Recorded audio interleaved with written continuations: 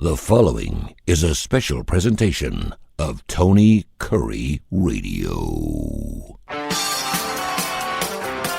Want the real story behind the sound bites and headlines? Let's find the facts. Remember, it's not a conspiracy theory if it's the truth. You are not paranoid or confused. You just need to know. Good morning, everybody. Kip Keefer back from a quick junket out west. A joyous weekend for me. I know in talking to some people that listen to Need to Know, and I appreciate each and every one of you who joins us weekly or as many times as possible here on TKR. Of course, the show runs on the network all during the week. I think it airs 4 or 5 times, so a lot of chances to catch it, and you can always get it on demand by downloading the TKR app or however you receive Tony Kurre Radio. So plenty of opportunities, but I really appreciate folks giving me feedback. And, I had one say, I understand it's your broadcast and you can kind of go off in whatever direction that you feel like talking about. Kind of the beauty of podcasting. You don't have a program manager standing over your shoulder and saying, no, this week you need to talk about this or that. But this guy said, sometimes when you get into the personal stuff, it's not as compelling for me as when you really dig into issues. So I'm going to mention that caveat when I tell you that this weekend I'm going to take a little personal liberty here. Jetted out on Friday to Las Vegas to attend my 5-year-old grandson's birthday party. It was at this, and I know all of you that are younger that have children are all well aware of this. A lot of you that may even be in your early adulthood.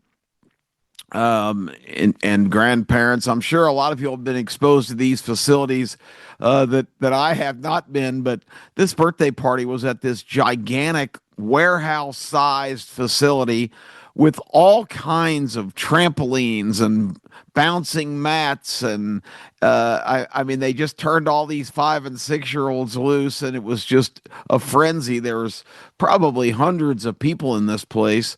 But it's really it's come a long way since the days of when my children, you take them to McDonald's and let them climb around the apparatus there, the little tubes and the moderate slides. They've got these massive, gigantic slides in this place. For the bigger kids, they have the places that you can launch on the mats and do these flying through the air slam dunks on basketball goals, laser tag. I mean, this thing was just it's hard to even describe. I knew that there were these jamboree kind of things. I've been to like little kids' birthday parties at those where they've got a lot of different attractions, but really the things that are available in this day and age are just unbelievable. And I can't even imagine what the next generation of facilities and entertainment operations geared toward kids, and no telling how much these places make on these birthday parties. My daughter-in-law really blew it out, had a private room. I think they invited 15 or 16 kids, so all their families come, of course. These are little guys, 5 and 6 years old. But anyway, that was a joyous experience. And then just having family time out there with the extended family, getting to spend time with my new granddaughter, who's just 4.5 months old, already trying to be vocal, not so much in words, but shrieks and babbling. She's a Keefer. She knows she's got to develop early to get her 2 cents in, or she's going to get left out. She is already really anxious to communicate, very animated, just adorable. First girl in our family, first Keefer female since 1961 when my sister was born. We had a long string of boys in between that, all the different members of the family. So it's just delightful to have darling little Aria in our family now, and I saw her on the day she was born. I hadn't been back since April, so it was a joyous weekend for me. And I just thought I would preface my remarks there. And I was just telling Tony before the show, the grand poobah proprietor, developer, creator of Tony Curry Radio. Uh, I experienced a miracle situation, kind of like last night when we had a huge family dinner at 4 o'clock Las Vegas time, and it was great. But we had to go right to the airport afterwards. We had a 7:20 flight out of Las Vegas back to Birmingham, direct flight, which God bless America. That's fantastic. You don't have to change planes. Got on board, pulled out my iPad, was able to log on right at halftime. The Buffalo Bills and Baltimore Ravens playing last night. And, I know we take things for granted these days, and we've had the ability somewhat to follow things from the air. But to me, just to be able to push a couple buttons and watch the game at 35,000 feet while traveling back was just an amazing experience because the game was so good, the level of play so high. Many of you who follow me on my other activities know that a big part of my activity schedule every week is college football. We're full scale into that now, a couple of weeks in. I've got a couple of radio shows on the weekends on WJOX here locally in Birmingham. And you can also, of course, wherever you're listening, you can stream those programs just by going to Jocks 94.5 on your personal speakers, and they'll fire it right up. Or there's all kinds of other ways to stream it. But so the boundaries are kind of gone. It's not even local radio anymore. It's available just about on demand any place in the country, live on Saturday and Sunday mornings. But college football is the focus on those shows, and most of our focus on the starting lineup, our television show, which features Tony and I as the hosts, and includes my son, Case Keefer, who I just got to spend a lot of great time with in Vegas.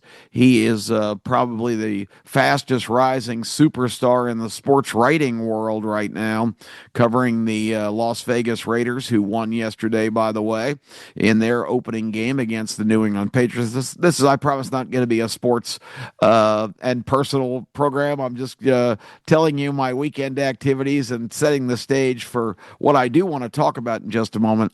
But watching that game at 35,000 feet, not just getting updates, watching the broadcast, listening to Mike Tirico and Chris Collinsworth, who were like a couple of kids in a candy store, giddy, because this game was so riveting and so back and forth, so many monster big plays, so many superstars on the field.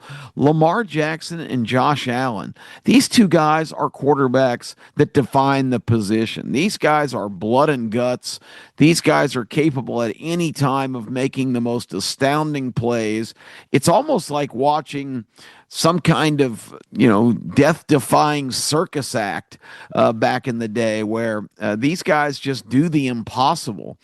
Derrick Henry at 31 years old, still rumbling for 30-plus yard runs. He had 3 of them in one game. He had never done that in his career, which has been phenomenal. I remember when he was at Alabama and in a meaningless bowl game that they end up losing to Oklahoma. As a freshman, he made his debut basically in that bowl game. He had played some mop-up time that year, but this guy is one of the most phenomenal running backs we've ever seen. They showed a little bit of his training video. He's basically chained to railroad ties, running up hills, steep hills, and he's not running even in a straight line. He's kind of zigging and zagging while he's doing that. If you have any idea how hard that is to do with nothing, with dragging nothing, just your own feet and torso and head, this guy is just an absolute freak and amazing. He was rumbling all over the field. Lamar Jackson was ripping off big runs, but every time Buffalo got behind, they would just fight back, and they just kept it alive. Buffalo's got the most maniacal, crazed fans probably in the whole league. But So many of them even gave up with about 5 minutes left when Baltimore went back up 15 points. People were leaving a Buffalo game, which is insane if you've watched the last few years of the season. And of course, Derrick Henry, after having that a monster game, was stripped of the ball, which completely turned the game in the last 4 minutes. Buffalo scored to cut it down to one score. Baltimore did hold them off on a 2-point conversion, but the bottom line was they got the ball back. Their defense stopped Baltimore, and Buffalo went right down the field, got in for a close field goal, but did not want to leave any chance of being heartbroken. They didn't stop the clock before their kick. They let it run down to just the final seconds. And you talk about drama, running a new kicker that's only been on their team for 48 hours because of an injury to their other kicker. And Matt Prater, who's been kicking in the NFL for a lot of years, he's 42 years old, didn't even have a job 3 days ago, runs on the field with the clock running. They get the ball snapped with 4 or 5 seconds. His foot makes contact with the ball at the 3-second mark, a fire drill field goal right down the middle. Buffalo does the impossible, comes back and wins 41-40. And I'm watching the game and listening to the play-by-play and experiencing that while 35,000 feet in the air, heading back from a family dinner in Las Vegas to my own house where I arrived a little after midnight. It's just one of those days where you go, wow, I know people take for granted all the things that we've seen in our lives. And I'm finally at the preface point, folks. So I'm proud. If you're still with me, thank you. But where we've progressed, and that's the word that kept ringing in my head. We've progressed to this, things that we take for granted, that you can eat dinner with your family 2,500 miles away, get on a piece of transportation, conduct yourself like you're sitting in your living room. I've got a iPad Pro, which is really good size. I had my headphones. I was listening to the game and watching the game. I mean, to me, I have had a sense that there's miraculous things that we find routine, and we've made that progress to a point where it's just a part of life, and I'm finding it remarkable to reflect today that after all that, right back in my own environment and slept in my own bed, quite a whirlwind weekend and day, getting a chance to spend time with my grandchildren and my family. It's just a miraculous time to be alive. And I think everybody needs to step back every once in a while and appreciate this era that we are privileged to live in, and with thoughts of what's ahead. And what's ahead is kind of interesting because from all these miraculous things that we take for granted now and are just routine, I wonder about what's coming next. Because if you look at artificial intelligence, how much of a dominant force is that going to become? How much of a force has it already become? It's so easy. I can even do it. I feel like the old progressive commercial where it's so easy. A caveman can do it, but I'm a de facto caveman in this era because, it's an interesting lifespan in my time of going from basically a life with very few real astounding developments in technology and just the whole computer age, and to watch my children grow up in that and be proficient at it just because of when they were born.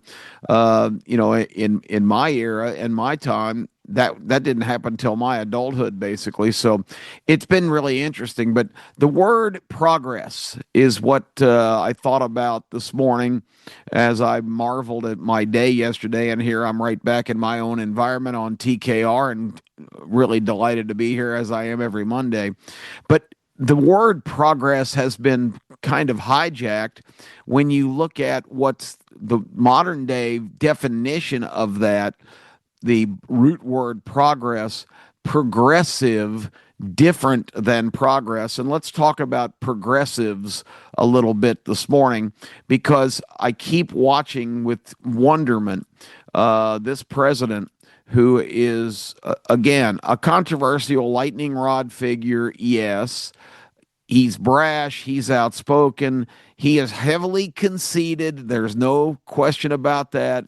Even arrogant to a point of being self-aggrandizing. He had the all-time speech this morning in the White House at a reception, talking about all these different things that he's ready to implement.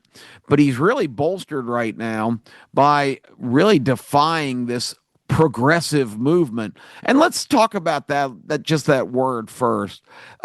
Progress, of course, means taking steps in a definitive direction to develop for development. And development is vague because it is something that's progressive, really progress.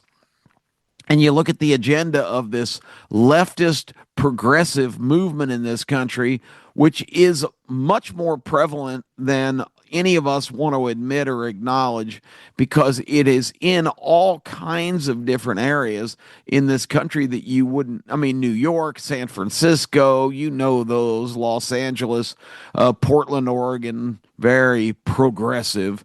But I talked about a couple of weeks ago the whole playing with words and the fact that they recognize, and in the dictionary, after the definition I just gave you about progressive meaning steps in a direction to accomplish some kind of goal.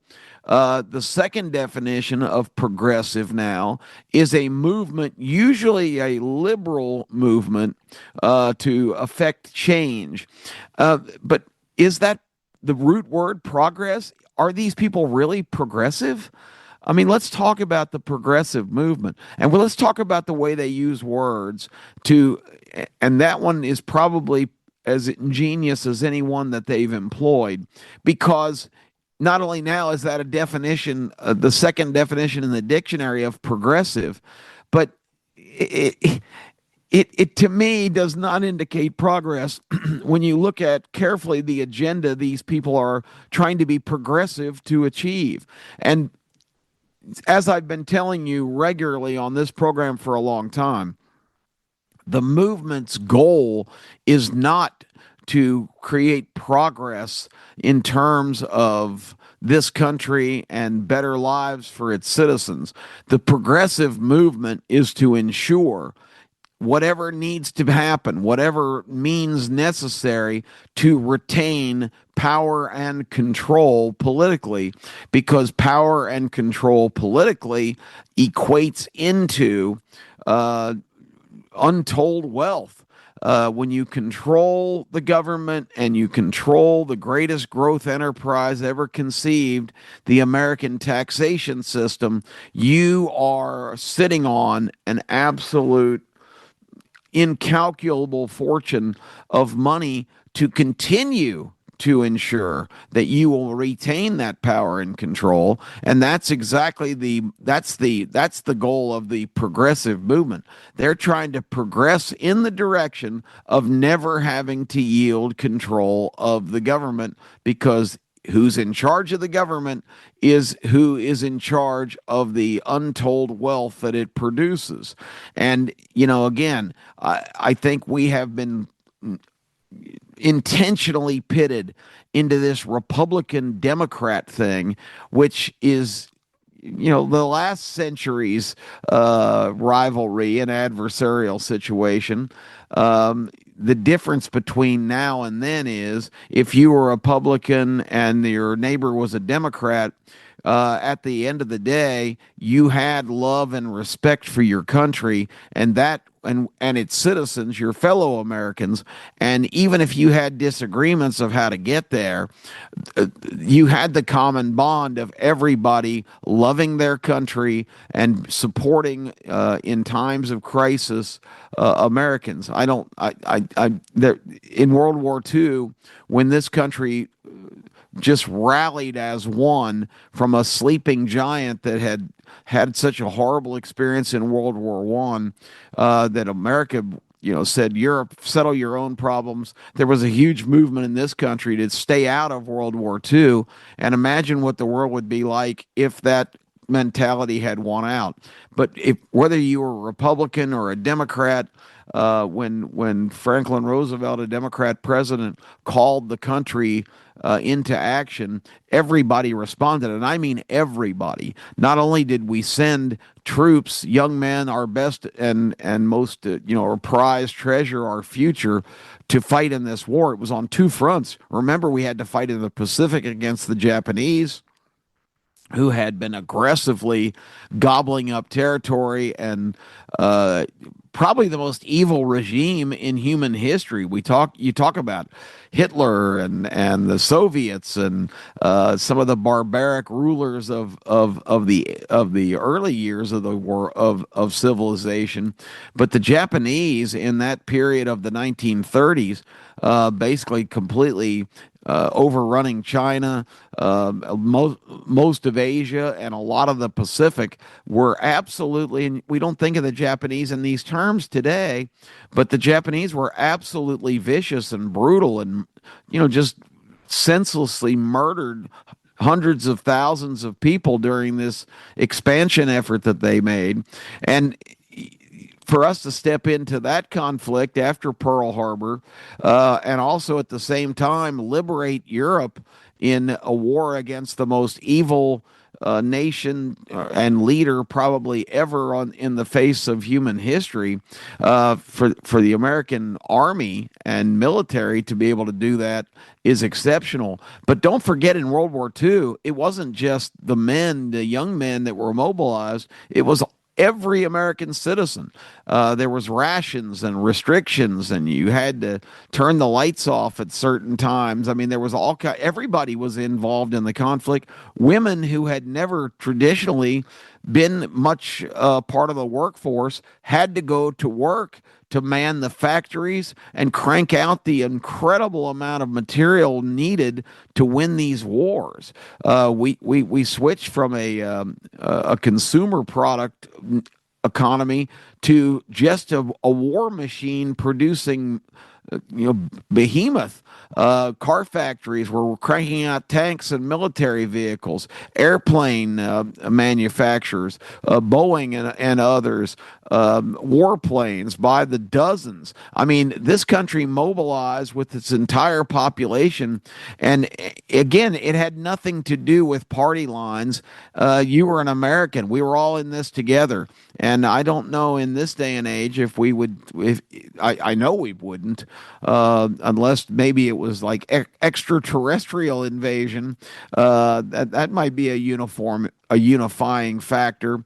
But the bottom line is the country is different now because you've got the absolute determination of these progressives, which every time I hear that term, it makes me cringe because the progress that they are envisioning is just retaining that power, as I just said. We talked about a couple weeks ago the insanity of word usage, and props again to this movement to use the word progressive makes it sound like they're doing something productive, and in their mind retaining power is the ultimate thing that they can do.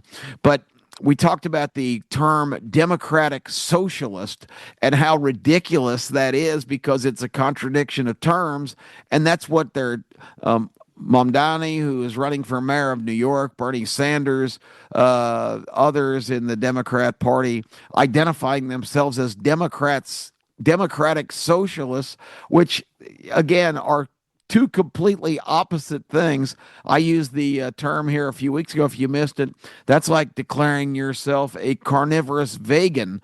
Vegan, I mean. I don't know why I always want to say vegan. I guess because Vega is VEGA. But a carnivorous vegan, or a violent pacifist. I mean, you can't title yourself something that's a complete contradiction of terms, but that's the insanity. And what are progressives for now?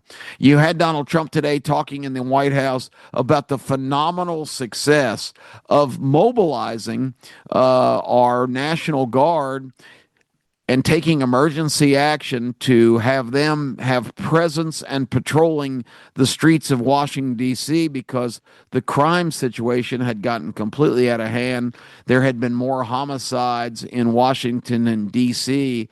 in the first part of 2025 than ever before. And you had a lot of leaders saying, well, the statistics don't indicate that crime's not a problem. Well, crime had become such a problem that carjacking has just become routine and it's just shrugged off. How scary if your daughter is leaving work and you're living in Washington, D.C., your 17 or 18-year-old high school daughter gets in her car and is immediately surrounded by a bunch of thugs that, mostly teenage thugs, which is really the scary factor of how young the crime wave, the people perpetrating it in Washington had become. Carjackings were up, so I don't have the figure, but it was just skyrocketing. You had a government employee that was working for Elon Musk previously with the Doge people try to intercede when a young lady's car was being carjacked, and they beat him so severely he had a fractured skull and a serious concussion. Lucky he did not die, but this is a federal employee that a bunch of street thugs nearly beat to death. The example that really stands out was last year when Alabama graduate running back, football fans will remember Brian Robinson from the Tide, was drafted by the Washington Commanders after training camp. His first couple of days in Washington, he had a nice new car, of course, being a rookie draft pick for the professional football team there. He walked into his car and he was mugged and shot and missed a lot of his first season, thankfully, even shot in the upper chest, but more, I guess, in the below the shoulder area, but he was still shot. I mean, this is a guy that's an NFL draft pick just in Washington for a couple of days. I mean, crime was just so rampant, so out of control. You couldn't, the last time I went to the Capitol, it was filled with homeless people walking around talking to themselves. There's just a lot of mentally ill people walking the streets and panhandling constantly. And it's not just, hey, can you spare $5 or can you got any change? Now they're aggressive. They follow you. They badger you. It just needed to be cleaned up. Trump said enough is enough when a federal employee was assaulted so severely, and for the last 30 days has deployed National Guard unit. And let's face it, why is their presence on the streets? The progressives hate it. We're militarizing our cities. This is a Trump tactic. He's going to call the military out anytime that he wants to take control of these cities, which of course mostly are run by extremely liberal progressives. There's nothing progressive about crime and mayhem on the streets and people being afraid to even go out to dinner or go to a show or a ball game. It's just intolerable, and it's happening because this progressive movement basically endorses crime by these soft on crime policies. They don't believe in incarceration. So somebody, I mean, there are people that have literally killed people on the streets walking around. There are people that have been convicted numerous times of armed robbery, of assault, all the things we just talked about, and it's because it's this attitude that it's somehow not the criminal's fault that they're in this position, that they're desperate and doing things that are prompted by our society. But that, if that's true, it's their policies that are perpetrating that, because in this system of them being just so oriented to retain power, guess what the American citizens get in that? Absolutely nothing. That's why you're having all this poverty and desperation, and the other part of it is it's mental illness. A lot of these people walking around perpetrating these crimes, compiling these giant rap sheets simply to be let go with cashless bail, the worst idea ever. They're arrested, they're brought in, but they're turned loose like a day later. And you had a murder in North Carolina, in Charlotte this weekend. A young lady, 23 years old, Irina Yuruva, who had just legally immigrated from Ukraine, got out of that war-torn country to come to America. I'm sure her initial reaction was, "Thank God I'm in a country now that I don't have to worry about a drone blowing up my house overnight or missiles coming in." And she only lasted in our country a few weeks in Charlotte. She was on public transportation last week and was stabbed to death completely senselessly. She was doing nothing. She was stabbed to death by a guy who has 14 different offenses on his rap sheet and has been classified and treated previously as being mentally ill. Yet this guy's walking the streets, stabs her to death. It's intolerable, folks. It's insane. And you've got the progressive movement is for these people, not for you and your wife and your daughter and your family. They are concerned about the rights of these mentally ill, chronically, just untreatable criminals. And it doesn't make any sense. It's just like when the borders were wide open, that was another policy that the progressive movement was for, bringing in tens of millions of people, many of whom were some of the worst miscreants in their particular home countries and societies. All of these gang members coming in, setting up shop in our country, more public safety nightmares. The cartels in Mexico, who became just worth billions of dollars with the trafficking of people of getting people across the border, demanding top money for that to happen, of basically illegally smuggling people in, seizing a lot of people and transporting them to slave labor positions, young women put into the forced life of a sex worker, human trafficking, and even worse for the cartels. And now it's even as bad as it's ever been, because with Trump coming in and basically shutting down the border and taking away the cash cow for them of smuggling people across, which I'm sure they're still engaged in and finding ways to try to usurp the system. But now the emphasis on getting fentanyl and other illicit drugs into the country is turned up, because that's still the profit center they have. And they've been ingenious in other times of, even they've got the money to dig these sophisticated underground tunnels for smuggling things in that have been largely discovered, but there's probably quite a few still there, because there are still an alarming number of fentanyl deaths. And, imagine losing your child.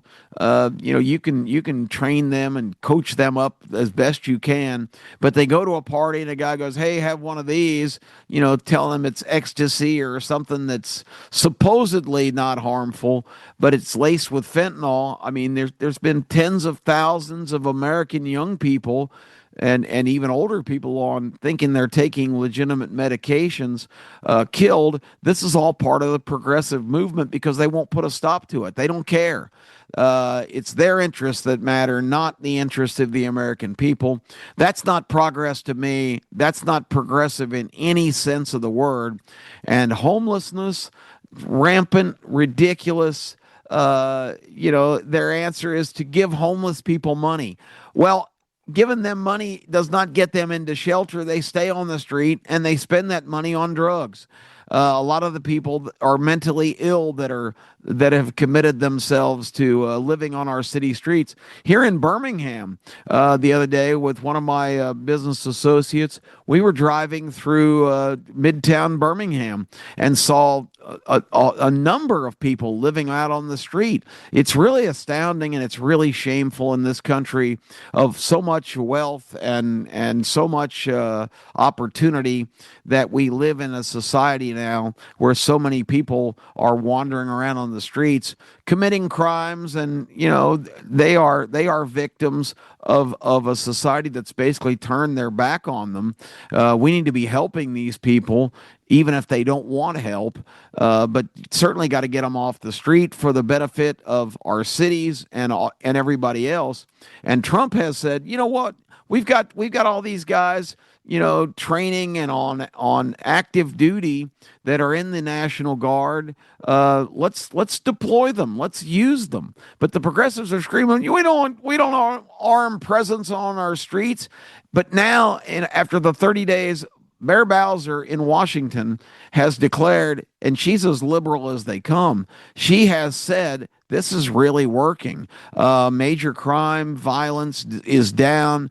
Restaurants and entertainment facilities are reporting that their business has flourished in this last month.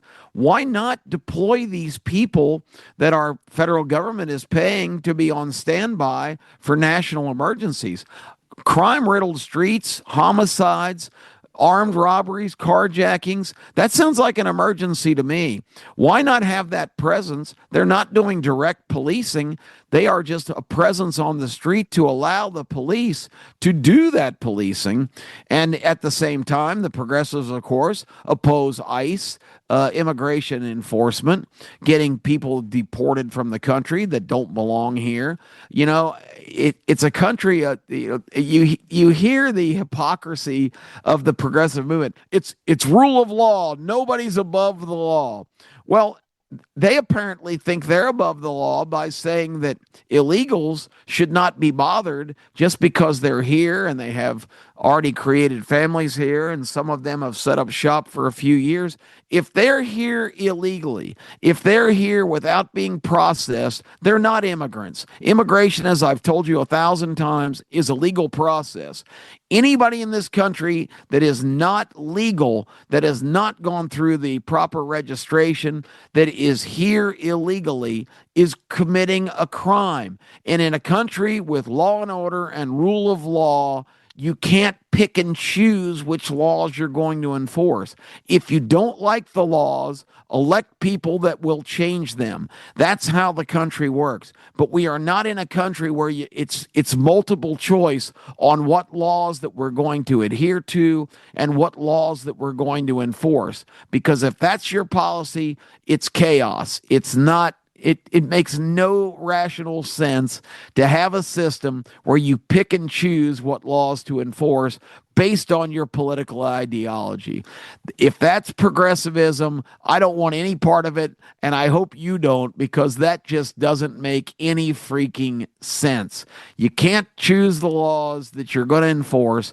If they're on the books and they are the law, and people that are here are not here legally, I don't care, what their situation is.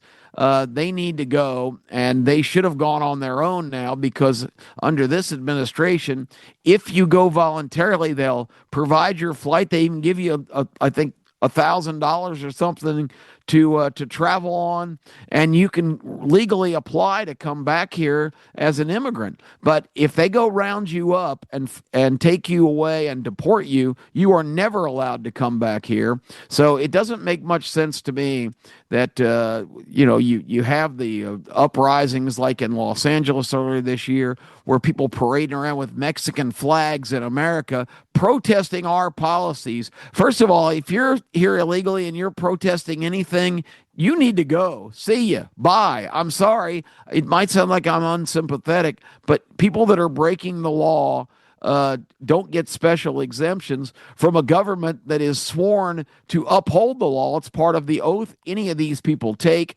and upholding the law means enforcing the laws as they are. If you don't like them, change them. Progressive, you-know-what. What we're seeing from this far leftist movement is a grab for power and control permanently. They can't conceive of a country Everything Donald Trump's for, they're against. Trump wants to now deploy the National Guard in Illinois and Portland, Oregon. Chicago is a mess.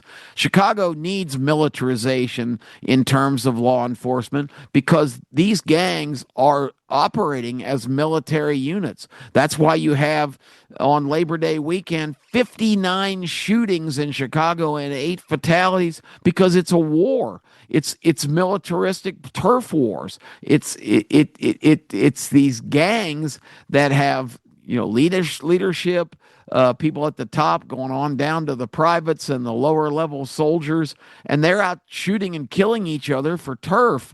And a lot of innocent Chicagoans are getting in the line of fire. So it needs to be fixed. We need to get this under control. And it's a military operation in these cities. I said it back in 2017. Why don't we deploy our assets, our resource, our National Guard troops who we're already compensating and training?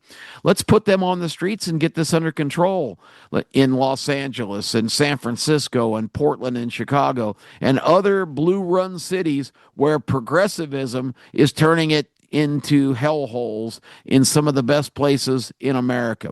So that's enough on that subject. Today's word, progressive, and think about what you think that definition is, because if you are referring to these people as progressive, it's a contradiction of terms, just like democratic socialist, which is absolutely ridiculous because they mean two completely different things.